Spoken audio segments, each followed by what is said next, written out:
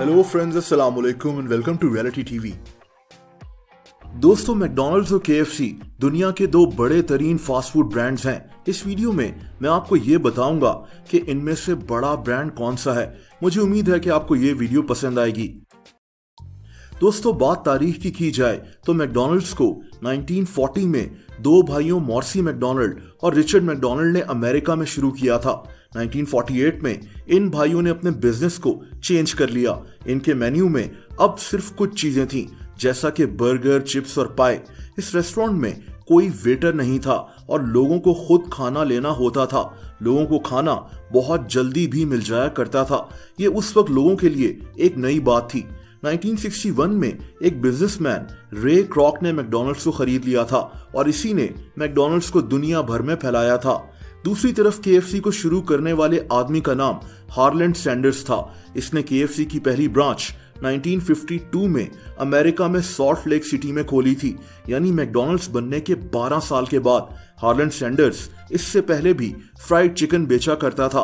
1964 में केएफसी इतना ज्यादा फैल गया कि हार्लैंड सैंडर्स के लिए इसको संभालना मुश्किल हो गया था और तभी इसने केएफसी को बेच दिया था। लेकिन आज भी इसकी शक्ल केएफसी पर देखी जा सकती है।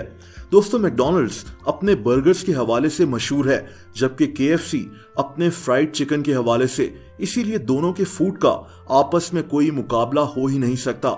इन दोनों का मेन्यू भी काफी डिफरेंट है।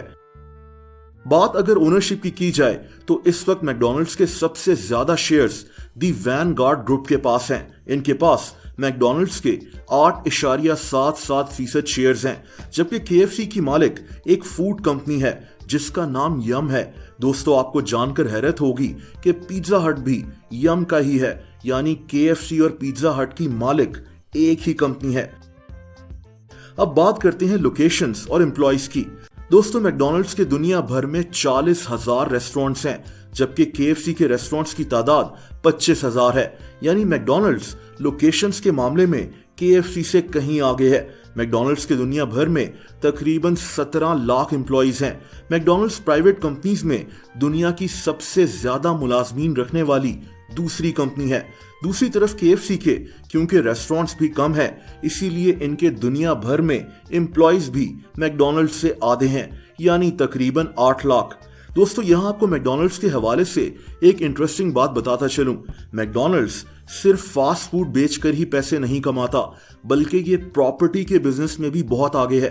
दरअसल मैकडॉनल्ड्स की दुनिया में 85% रेस्टोरेंट्स फ्रेंचाइजेज हैं, यानी कोई मैकडॉनल्ड्स से इनके राइट्स खरीदता है, फिर मैकडॉनल्ड्स बनाता है और मुनाफे में से मैकडॉनल्ड्स को हिस्सा देता है। लेकिन जिस जगह ये मैकडॉनल्ड्स बनाया जाता है वो जमीन मैकडॉनल्ड्स खुद ही खरीद लेता है। अब जो शख्स उस जमीन पर मैकडॉनल्ड्स बनाता है वो मैकडॉनल्ड्स को उस जमीन का रेंट भी अदा करता है। यानी मैकडॉनल्ड्स के 40,000 रेस्टोरेंट्स जिन जमीनों पर बने हुए हैं उनमें से ज्यादातर जमीनें मैकडॉनल्ड्स ने ही खरीदी हुई हैं और मैकडॉनल्ड्स उनका रेंट भी हासिल करता है। यह मैकडॉनल्ड्स की आमदनी का एक बहुत बड़ा हिस्सा होता है। इसीलिए मैकडॉनल्ड्स सिर्फ एक फास्ट फूड कंपनी नहीं है, बल्कि एक रियल एस्टेट कंपनी भी कहलाती है। अब यहीं से बात करते हैं पैसों की, यानी मैकडॉनल्ड्स और केएफसी में कौन ज्यादा पैसे कमाता है और किसका ब्रांड बड़ा है। मशहूर वेबसाइट फोर्ब्स की 2020 की ब्रांड रैंकिंग्स के मुताबिक मैकडॉनल्ड्स दुनिया का 10वां बड़ा तरीन ब्रांड है। मैकडॉनल्ड्स की ब्रांड वैल्यू 46.1 अरब डॉलर्स है और इनका 2020 का रेवेन्यू 100.2 अरब डॉलर्स था।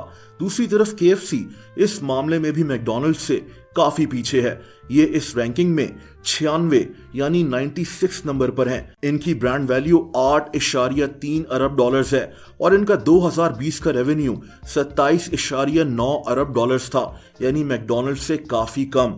दोस्तों, यानी ओवरऑल मैकडॉनल्ड्स केएफसी से ब्रांड वैल्यू, लोकेशन और स्टाफ के मामले में काफी आगे है। लेकिन फूड और टेस्ट के मामले में हर किसी की अपनी पसंद होती है। केएफसी और मैकडॉनल्ड्स बिल्कुल मुख्तलिफ हैं, इनका मेन्यू भी मुख्तलिफ है। पर्सनली मेरा फेवरेट केएफसी है। दोस्तों, अगर आप किसी और कंपनी का कंपैरिजन भी देखना चाहते हैं तो कमेंट्स करके जरूर बताएं। दोस्तों, अगर आप मुझे इंस्टाग्राम पर भी फॉलो करना चाहें तो उसका लिंक नीचे मौजूद है।